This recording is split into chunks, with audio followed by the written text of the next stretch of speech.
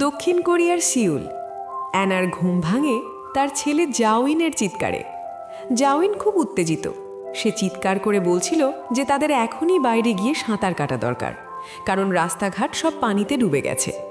Anna তাকে বোঝায় যে এখন খেলার সময় নয়, তাকে স্কুলে এবং নিজেকে অফিসে যেতে হবে। কিন্তু ছেলের জেদের কাছে হার মেনে সে তাকে বিছানায় ডুব দিতে বলে এবং গুনতে থাকে। খেলা শেষে অ্যানা যখন জানালার পর্দা সরায়, সে বুঝতে পারে বাইরে আসলেই প্রবল বৃষ্টি হচ্ছে। সে নাস্তা তৈরি করতে শুরু করলে জাওইন ছবি আঁকার জন্য আইপ্যাড চায়। অ্যানাও তাতে সম্মতি দেয়। ঠিক তখনই অ্যানার মায়ের ফোন আসে। মা তাকে কড়াভাবে ঘরের ভেতরে থাকার পরামর্শ দেন এবং বরাবরের মতো বাইরের খাবার অর্ডার না করে ঘরের রান্না করা খাবার খেতে বলেন। তিনি আরও কথা দেন যে সামনের সপ্তাহে তিনি আরও রান্নার উপকরণ নিয়ে আসবেন। ফোন রাখার পর অ্যানা পানির প্রবাহের মতো একটি শব্দ শুনতে পায়। সে জাওইনকে জিজ্ঞেস করে বাথরুমের কল খোলা কিনা, কিন্তু জাওইন না সূচক মাথা নাড়ে। এরপর জাওইন যখন তার আঁকা ছবিটি মাকে দেখাচ্ছিল, হঠাৎ অ্যানার চোখে পড়ে তাদের 3 তলার অ্যাপার্টমেন্টে পানি চুইয়ে ভেতরে ঢুকছে। মুহূর্তের মধ্যে পুরো ভবনে জরুরি অবস্থার সাইরেন শোনা যায়। এদিকে জাওইন আবারও সাঁতার কাটার জন্য বায়না ধরে। অ্যানা এবার তাকে ধমক দিয়ে গগলস কেড়ে নিয়ে এক জায়গায় স্থির হয়ে থাকতে বলে, যাতে সে দ্রুত জিনিসপত্র গুছিয়ে নিতে পারে। তখনই আবার ফোন বাজে। কলকারি নিজেকে অ্যানার কোম্পানির ডারউইনের সিকিউরিটি টিমের সদস্য সন হিজো বলে পরিচয় দেয়। সে জানতে চায় Anna emotional engine development team 3 এর ম্যানেজার কিনা। অ্যানা তা নিশ্চিত করতেই লাইন কেটে যাওয়ার ঠিক আগ মুহূর্তে সে নির্দেশ দেয় দ্রুত 30 তলায় চলে যান। হাতে জাওইনের ওষুধ নিয়ে সে তাকে খুঁজতে শুরু করে। তখন তার মনে পড়ে ছেলে নিশ্চয়ই আলমারির ভেতরে লুকিয়ে আছে। ছেলের ওপর চিৎকার করার জন্য তার কাছে ক্ষমা চেয়ে সে তাকে কোলে তুলে নিয়ে বাইরে বেরিয়ে আসে। ততক্ষণে তাদের অ্যাপার্টমেন্টের ফ্লোর প্রায় পানিতে তলিয়ে যাচ্ছিল।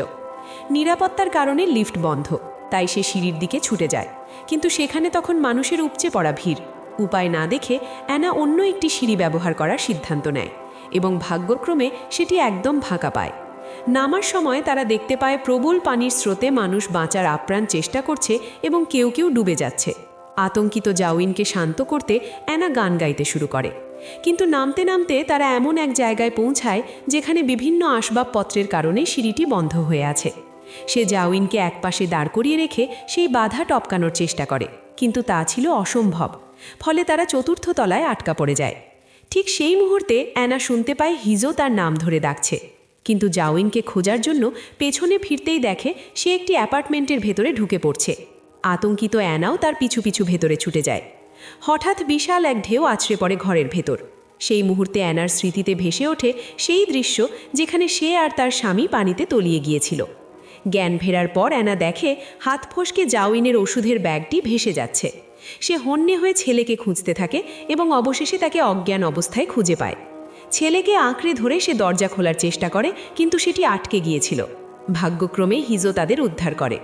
পানির ওপরে উঠে এসে হিজো জাওইনের বুকে চাপ দিয়ে তার জ্ঞান ফেরানোর চেষ্টা করে। কিছুক্ষণের পরই জাওইন কেশে পেটের পানি বের করে দেয়। অ্যানা তার কান্নারত সন্তানকে বুকে জড়িয়ে সান্ত্বনা দেয়। এদিকে হিজো একটি বার্তা রেকর্ড করে জানায় যে প্রধান গবেষক অ্যানা এবং জিয়ান বেঁচে আছে। এরপর হিজো জাওইনকে কোলে নিতে চাইলে অ্যানা জিদ ধরে সে নিজেই ছেলেকে বয়ে নিয়ে যাবে। ফোপাতে ফোপাতে জাওইন স্বীকার করে সে ভেবেছিল অ্যানা তাকে ছাড়াই ওই অ্যাপার্টমেন্টের ভেতরে ঢুকে পড়েছিল। অ্যানা তাকে আশ্বস্ত করে বলে সে তাকে কখনোই ফেলে যাবে না। তখন জাওইন বলে এই বন্যা তাকে অনেক আগের সে ঘটনার কথা মনে করিয়ে দিচ্ছে যখন তাদের গাড়ি পানিতে পড়ে গিয়েছিল এবং বাবা। অ্যানা আলতো করে তাকে থামিয়ে দিয়ে বিশ্রাম নিতে বলে। এরপর হিজো জানায় কোম্পানির হেলিকপ্টার তাদের জন্য ছাদে অপেক্ষা করছে। তখন সে আসল সত্যটা প্রকাশ করে 3 ঘন্টা আগে অ্যান্টার্কটিকায় একটি গ্রহাণু আঘাত হেনেছে, যার ফলে প্রচুর বরফ গলে গেছে।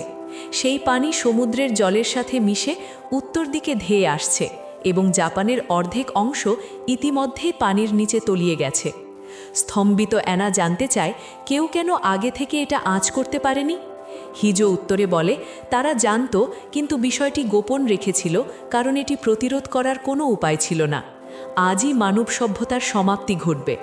সে ব্যাখ্যা করে যে ডারউইন এআই রিসার্চ ইনস্টিটিউট কৃত্রিম মানুষ বা সিনথেটিক হিউম্যানস তৈরির মাধ্যমে মানবজাতিকে নতুন করে সৃষ্টি করার পরিকল্পনা করেছে এবং এর মূল চাবিকাঠি অ্যানার হাতেই রয়েছে।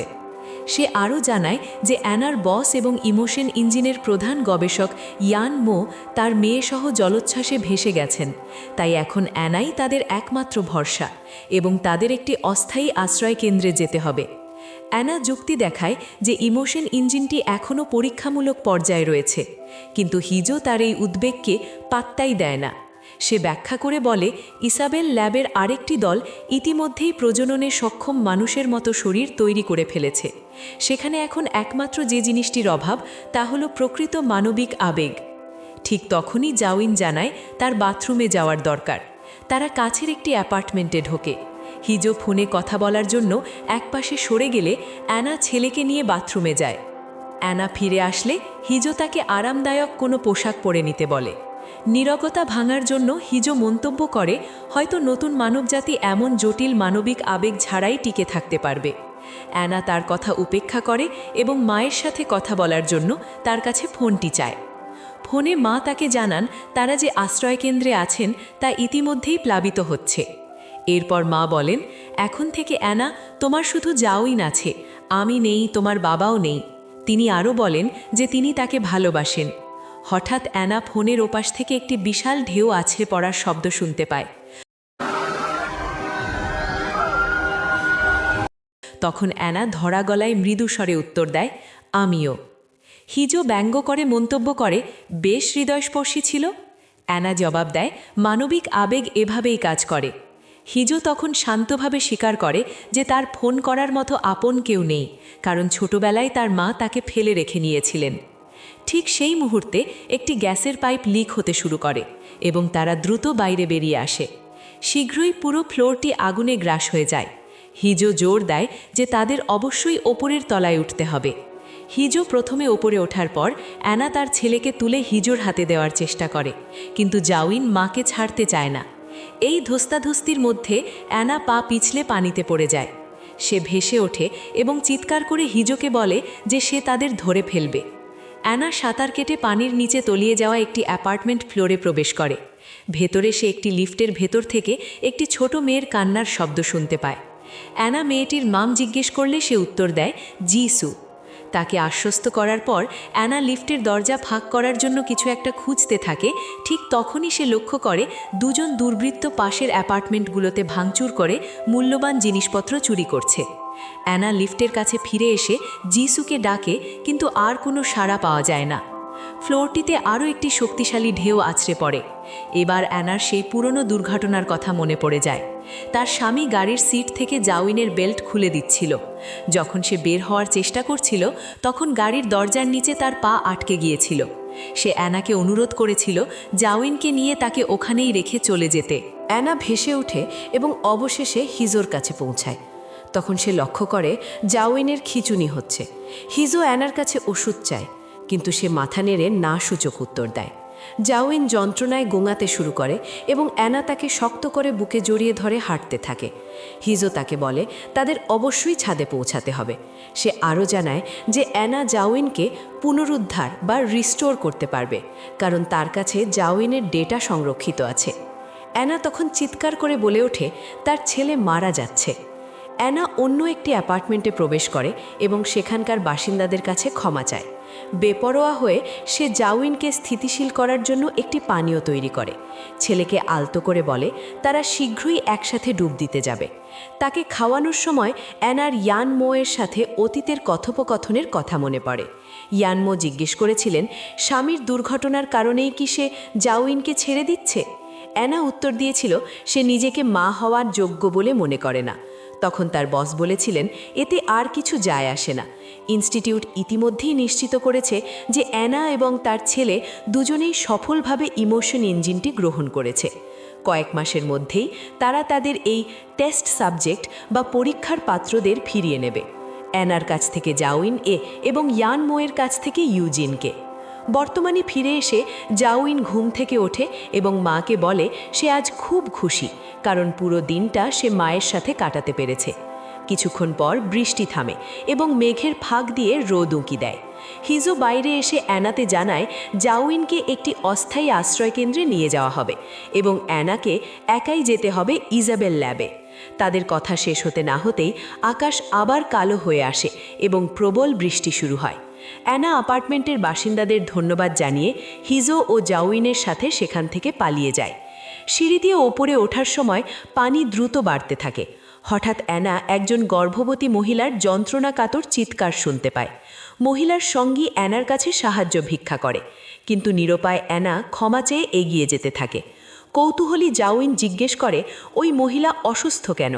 অ্যানা তাকে শুধরে দিয়ে বলে তার বাচ্চা হতে যাচ্ছে। জাউইন আবার জিজ্ঞেস করে তার জন্মের সময়ও কি মায়ের এমন কষ্ট হয়েছিল। এই সহজ প্রশ্নটি অ্যানাকে ভেতর থেকে দুমড়ে মুচড়ে দেয়।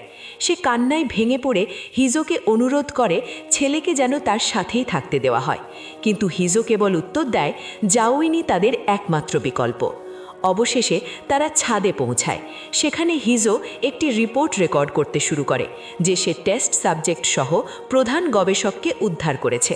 তখনই জানা যায় ডারউইন সেন্টার আসলে জাতিসংঘের অধীনে পরিচালিত একটি অনানুষ্ঠানিক গবেষণা প্রতিষ্ঠান। অ্যানার অজান্তেই তার কাজ সবসময়ই মানবজাতিকে পুনরায় সৃষ্টি করার একটি গোপন পরিকল্পনার অংশ ছিল। ইনস্টিটিউট অনেক আগেই জানত যে গ্রহাণুটি পৃথিবীতে আঘাত আনতে যাচ্ছে। প্রহরীরা জাউইনকে নিয়ে যায়। অ্যানা হিজোর পেছনে ছুটে গিয়ে তাকে মিথ্যে বলার জন্য অভিযুক্ত করে, কারণ হিজো কথা দিয়েছিল জাউইন তার সাথেই আশ্রয়কেন্দ্রে যাবে। হিজো অবজ্ঞা ভরে হেসে এক ভয়ানক সত্য ভাস করে। ইয়ানমো মারা যাননি, তিনি আসলে তার মেয়েকে নিয়ে আগেই পালিয়ে গেছেন। এরপর সে নির্মমভাবে মনে করিয়ে দেয় যে স্বামীর মৃত্যুর পর অ্যানা নিজেই জাউইনকে ছেড়ে দিতে প্রস্তুত ছিল। অ্যানা অসহায়ভাবে চেয়ে থাকে যখন জাউইনের মাথা কামিয়ে তার ডেটা সংগ্রহ করা হয়। সে তাদের কাছে ভিক্ষা চায় যেন ছেলেকে তার সাথে নিতে দেওয়া হয়, কিন্তু একজন লোক ব্যাখ্যা করে জাউইনের মধ্যে প্রকৃত মানবিক আবেগ তৈরি হয়েছে, যা পরবর্তী ইমোশন ইঞ্জিন তৈরির জন্য অপরিহার্য। অ্যানা আবারও অনুনয় করে বলে অন্তত আশ্রয়কেন্দ্রে পৌঁছানো পর্যন্ত যেন তাকে ছেলের সাথে থাকতে দেওয়া হয়। লোকটি নিরাসক্তভাবে উত্তর দেয় কোনো অস্থায়ী আশ্রয়কেন্দ্র নেই। তাকে জোর করে সরিয়ে দেওয়ার আগে অ্যানা শেষবারের মতো ঝুঁকে ছেলের কানে ফিসফিস করে কিছু বলে। এরপর এক বুক হাহাকার নিয়ে অ্যানা হেলিকপ্টারে ওঠে। পরের দৃশ্যে দেখা যায় একটি রকেট শিপে থাকাকালীন ইসাবেল ল্যাবের পরিচালক অ্যানাকে ব্রিফ করছেন। তিনি জানান আর মাত্র 15 মিনিটের মধ্যে হাজার হাজার গ্রহাণু পৃথিবীতে আঘাত হানবে, যা পৃথিবীর অধিকাংশ প্রাণ নিশ্চিহ্ন করে দেবে। তারা এখন মানবজাতির শেষ বেঁচে থাকা সদস্য। পরিচালক ব্যাখ্যা করেন তাদের এই প্রযুক্তির মাধ্যমেই মানবজাতিকে নতুন করে গড়তে হবে। কৃত্রিম মানব শরীর ইতিমধ্যেই তৈরি হয়ে গেছে, কিন্তু তাদের অভাব শুধু একটি জিনিসের, প্রকৃত মানবিক আবেগ।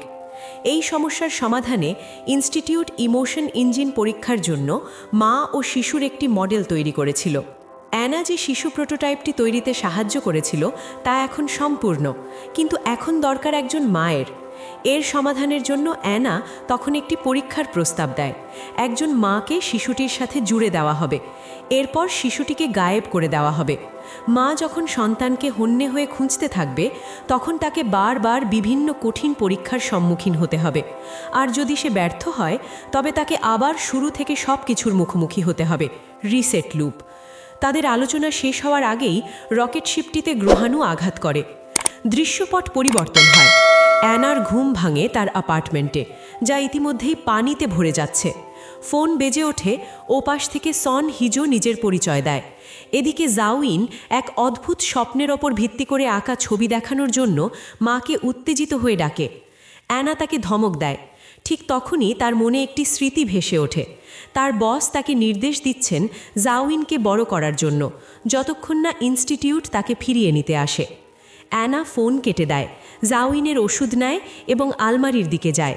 ছেলের কাছে আবারও ক্ষমা চেয়ে তাকে নিয়ে ডুব দিতে যাওয়ার প্রতিজ্ঞা করে। ঠিক তখনই জাউইন এক অদ্ভুত কথা বলে বসে। সে বলে মা মিথ্যা বলছে। সে জানতে চায় তার বয়স কেন সবসময় 6 বছরই থাকে। এই প্রশ্নে অ্যানা মুহূর্তের জন্য থমকে যায়, কিন্তু প্রশ্নটি এড়িয়ে তাকে নিয়ে বাইরে বেরিয়ে আসে। সে সিঁড়ির দিকে যাওয়ার চেষ্টা করে, কিন্তু সেখানে মানুষের তিল ধারণের ঠাঁই নেই। সে অন্য একটি সিঁড়ির দিকে ছুটে যায়, কিন্তু সেটিও ভিড়ে ঠাসা।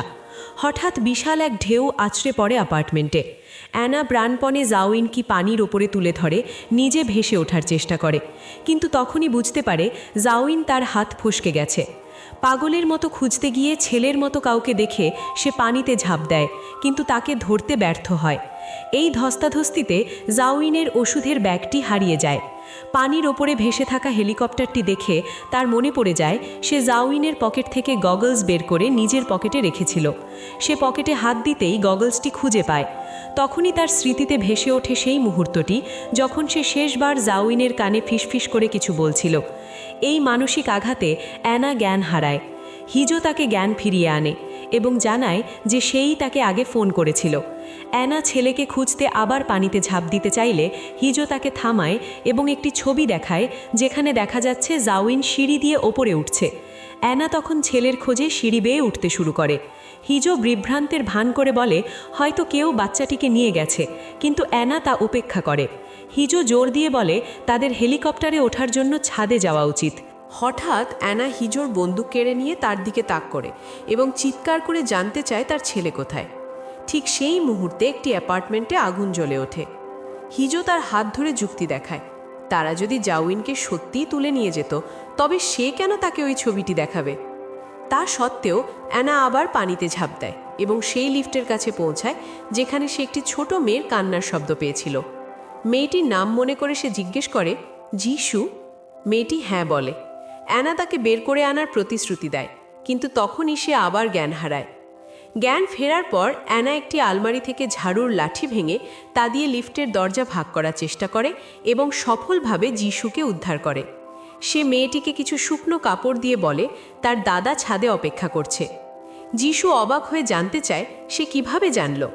অ্যানার রহস্যময়ী হাসি হেসে তার বদলে একটি অনুরোধ করে, যিশু যদি কখনো যা নামের 6 বছরের কোনো ছেলেকে দেখে তবে যেন তাকে বলে যে তার মা তাকে খুঁজছে। যিশু ইতস্তত করে জানায় সে যখন লিফটে আটকে ছিল তখন কিছু লোককে একটি ছেলের কাছে তার বাড়ির ঠিকানা এবং দরজার কোড জিজ্ঞেস করতে শুনেছিল। এরপর সে মেঝের ওপর দিয়ে ভারী কিছু টেনে নিয়ে যাওয়ার শব্দ পেয়েছিল। ঠিক সেই মুহূর্তে অ্যানাও সেই একই টেনে নিয়ে যাওয়ার শব্দ শুনতে পায়। সে যিশুকে সাবধানে থাকতে বলে শব্দের উৎসের দিকে এগিয়ে যায়। অ্যাপার্টমেন্টের কাছে পৌঁছতেই অ্যানার স্মৃতিতে ভেসে ওঠে সেই লোকগুলো তাকে টেনে নিয়ে যাচ্ছে এবং হত্যা করছে। সে অ্যাপার্টমেন্টে প্রবেশ করে কোনো অস্ত্র খুঁজতে থাকে, কিন্তু ধরা পড়ে যায়। সে চিৎকার করে জানতে চায় তারা তার ছেলের সাথে কি করেছে। ঠিক তখনই বাইরে থেকে হিজো চিৎকার করে জিজ্ঞেস করে সে ছেলেটিকে খুঁজে পেয়েছে কিনা। লোকগুলো দ্রুত দরজা বন্ধ করে দেয় এবং অ্যানাকে মেরে ফেলার চেষ্টা করে। তারা যখন প্রায় সফল হতে যাচ্ছিল ঠিক তখনই হিজো ভেতরে ঢুকে তাকে বাঁচায়। হিজো দুর্বৃত্তিটিকে জাউইনের ব্যাপারে জিজ্ঞাসাবাদ করে, কিন্তু সে তাচ্ছিল্যের সাথে উত্তর দেয় যে তারা কেবল মজা করছিল। অ্যানার মনে আরেকটি স্মৃতি ভেসে ওঠে, সে অজ্ঞান জাউইনকে জুস খাওয়াচ্ছে। চলে যাওয়ার আগে অ্যানা যিশুকে জানায় যে সে চলে যাচ্ছে এবং তাকেও সাথে আসার অনুরোধ করে, কারণ এই ফ্লোরটি শীঘ্রই পানিতে তলিয়ে যাবে। কিন্তু যিশু অস্বীকৃতি জানিয়ে বলে সে তার দাদা দাদিকে ফেলে যেতে পারবে না। তখন যিশুর দাদি অ্যানার হাতে সেই একই জুস তুলে দেন যা সে আগেরবার তৈরি করেছিল, যা দেখে অ্যানা স্তম্ভিত হয়ে যায়। হিজো অ্যানাকে জানায় যে সে তার দলের সাথে যোগাযোগ করেছে, তারা নৌকায় করে আসছে এবং সহজেই জাউইনকে খুঁজে বের করবে। এই কথাটি অ্যানার মনে আরেকটি স্মৃতি জাগিয়ে তোলে, সেই মুহূর্তটি যখন জাউইনের মাথা কামানো হয়েছিল এবং ইঞ্জেকশন দেওয়া হয়েছিল। দৃঢ় সংকল্প নিয়ে অ্যানা তাকে বলে তাদের আগেই জাউইনকে খুঁজে বের করতে হবে। হিজো জানতে চায় সিকিউরিটি টিমের বদলে তারা খুঁজে পেলে কী পার্থক্য হবে। সে অ্যানাকে নির্মমভাবে মনে করিয়ে দেয় যে সে আগে জাউইনকে বড় করতে অনিচ্ছুক ছিল এবং আজকের দিনটি ছেলের সাথে তার শেষ দিন হওয়ার কথা ছিল। অ্যানা দৃঢ়ভাবে মাথা নেড়ে বলে, ঠিক এই কারণেই আমাকে তাকে খুঁজে বের করতে হবে। আমি এর আগে বহুবার তাকে খুঁজে পেতে ব্যর্থ হয়েছি। এরপর সে হিজোর কাছে সাহায্য চায়, যেন হিজো বিজোড় সংখ্যার ফ্লোরগুলোতে খোঁজে আর সে জোড় সংখ্যার ফ্লোরগুলোতে খুঁজবে। হিজো অবাক হয়ে যায় অ্যানা কেন তার কাছে সাহায্য চাইছে যখন তারা একে অপরকে ঠিকমতো চেনেও না। অ্যানা খোঁজ শুরু করতেই দেখে সিকিউরিটি টিম বাসিন্দাদের জাউইনের ব্যাপারে জিজ্ঞাসাবাদ করছে। তখনই সে কাছেই এক মহিলার উচ্চস্বরে কান্নার শব্দ শুনতে পায়। শব্দের উৎসের দিকে ছুটে গিয়ে দেখে মহিলাটি এইমাত্র একটি সন্তানের জন্ম দিয়েছে। অ্যানা এগিয়ে গিয়ে তাকে সাহায্য করে এবং নিজের জ্যাকেটটি মহিলাটিকে দিয়ে চলে যাওয়ার প্রস্তুতি নেয়। কিন্তু চলে যাওয়ার আগে সে শুনতে পায় মহিলাটি তার স্বামীকে বলছে সে সুনামির বিষয়ে বারবার স্বপ্ন দেখছিল এবং সেই কারণে তারা আগে থেকেই প্রস্তুতি নিয়ে রেখেছিল। এই কথাটি অ্যানার মনে দিনের শুরুর সেই স্মৃতির উদ্রেক করে যখন জাউইন তাকে তার স্বপ্নের ছবি আঁকার কথা বলছিল। অ্যানা তার ফোন বের করে ছবিগুলো দেখতে থাকে। সে নিজের একটি ছবি দেখতে পায় যেখানে সে জাউইনের কাছে শেষ বিদায় জানাচ্ছে। ছবিগুলো সরানোর সময় সে খেয়াল করে জাউইন একই ছবি বারবার এঁকেছে। এই পুনরাবৃত্তির বিষয়টি অবশেষে অ্যানার কাছে সব কিছু পরিষ্কার করে দেয়। সে আসলে একই দিন অসংখ্যবার পার করছে। হঠাৎ হিজো চিৎকার করে জানায় যে সে ছেলেটিকে খুঁজে পেয়েছে। অ্যানা তার দিকে ছুটে যায় এবং নিজের অ্যাপার্টমেন্টে প্রবেশ করে। সেখানে পুরনো স্মৃতিগুলো আবার ফিরে আসে। জাউইন তাকে মিথ্যাবাদী বলছে এবং জানতে চাইছে কেন তার বয়স সবসময় 6 বছরই থাকে। সে আলমারি খোলে কিন্তু ছেলেকে পায় না। শীঘ্রই প্রহরীরা তাকে আটকে ফেলে।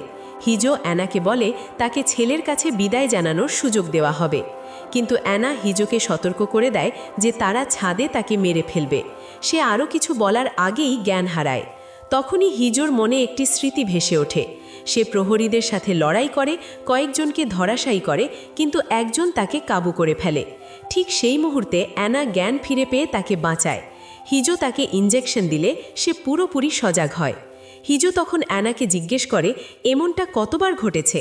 অ্যানা ব্যাখ্যা করে প্রথমবার জাউইনকে ছেড়ে যাওয়ার পর থেকেই সে এই চক্রে বা লুপে আটকে আছে। যতই চেষ্টা করুক না কেন সে ছেলেকে খুঁজে পাচ্ছে না। সে আরও বলে জাউইন হয়তো সবসময়ই সত্যটা জানত। অ্যানা হিজোর সাহায্যে চায় এবং বলে যখনই জাউইন মন খারাপ করে সে আলমারিতে লুকায়, আর এখন একমাত্র 30 তলার দরজাগুলোই খোলা আছে।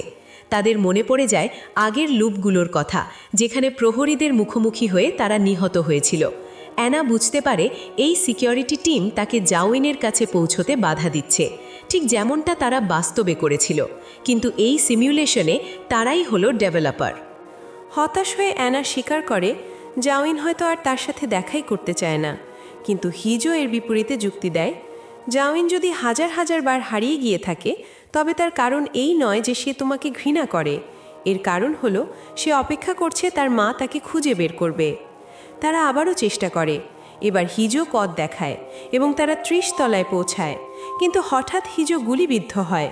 যন্ত্রণাকাতর হিজো অ্যানাকে থামতে না দিয়ে একাই এগিয়ে যাওয়ার অনুরোধ করে। অ্যানা দৌড়াতে থাকে, কিন্তু শেষ রক্ষা হয় না। নিরাপত্তা প্রহরীরা তাকে ধরে ফেলে। ঠিক তখনই একটি বিশাল ঢেউ ভবনে আছড়ে পড়ে এবং তাকে মুক্ত করে দেয়। অ্যানা কোনো মতে উঠে দাঁড়িয়ে ছাদে পৌঁছায়। অবশেষে সে জাউইনকে একটি আলমারির ভেতরে লুকিয়ে থাকতে দেখে। সে তাকে জুস এগিয়ে দেয় এবং তার আঁকা ছবি না দেখা ও তাকে ফেলে যাওয়ার জন্য ক্ষমা চায়। কান্নাজড়িত কণ্ঠে সে বলে, আমি হয়তো আবার এই সব কিছু ভুলে যাব। দুর্বল কণ্ঠে জাউইন উত্তর দেয়, মা, তুমি আমাকে কখনোই ফেলে যাওনি। তুমিই তো আমাকে অপেক্ষা করতে বলেছিলে। মুহূর্তেই অ্যানার বাস্তব স্মৃতি ফিরে আসে। আসলে বাস্তবে অ্যানা জাউইনকে আলমারিতে অপেক্ষা করতে বলেছিল। গ্রহাণুর আঘাতে গুরুতর আহত হওয়ার পর অ্যানা নিজেই মাদার প্রোটোটাইপের টেস্ট সাবজেক্ট হওয়ার জন্য স্বেচ্ছায় এগিয়ে এসেছিল। গবেষকদের শর্ত ছিল যদি অ্যানা সিমুলেশনের ভেতরে সফলভাবে তার সন্তানকে উদ্ধার করতে পারে তবেই তাকে এবং জাউইনকে পৃথিবীতে পুনরায় জনবসতি গড়ার জন্য পাঠানো হবে। হঠাৎ প্রহরীরা ছাদে চলে আসে।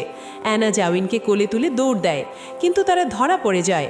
নিরুপায় হয়ে সে ছেলেকে এগিয়ে যেতে বলে এবং কথা দেয় যে সে পরে তার সাথে যোগ দেবে। ঠিক সেই মুহূর্তে সিমুলেশনটি বন্ধ হয়ে যায়। গল্পটি 5 বছর আগের অতীতে ফিরে যায়। অ্যানার বস তাকে বলেছিলেন অভিজ্ঞতার দ্বারা আবেগ তৈরির ধারণাটি ভালো, কিন্তু সময় সাপেক্ষ। অ্যানা যুক্তি দেখিয়েছিল যদি তারা বাস্তব চিন্তাভাবনা এবং আবেগ সম্পন্ন একটি আসল শিশু তৈরি করে তবে 5 বছরের মধ্যে এটি অর্জন সম্ভব। বছরের পর বছর অ্যানা জাউইনকে দেখাশোনা করে। একদিন জাউইন তাকে মা বলে ডাকে। স্বামী এবং সন্তান নিয়ে অ্যানার জীবন সুখেই কাটছিল, যতক্ষণ না একটি মারাত্মক দুর্ঘটনা তার স্বামীকে কেড়ে নেয়। অ্যানা সিমুলেশন থেকে মুক্ত হয়ে একটি বিশাল অন্তহীন মহাসাগরে নিজেকে আবিষ্কার করে। সে ছেলেকে ডাকতে থাকে এবং অবশেষে সে তাকে একটি মোবাইল টাওয়ারে ঝুলতে দেখে। বিশাল একটি ঢেউ তাদের দিকে এগিয়ে আসছিল। অ্যানা ছেলেকে ডুব দেওয়ার জন্য প্রস্তুত হতে বলে এবং গুনতে শুরু করে, ঠিক যেমনটা তারা খেলার ছলে করত। অবশেষে অ্যানা জেগে ওঠে, তার কোলে জাউইন। তাদের পরীক্ষা সফল হয়েছে। নতুন করে পৃথিবী গড়ার লক্ষ্যে তারা জনবসতি স্থাপনের জন্য রওনা হয়।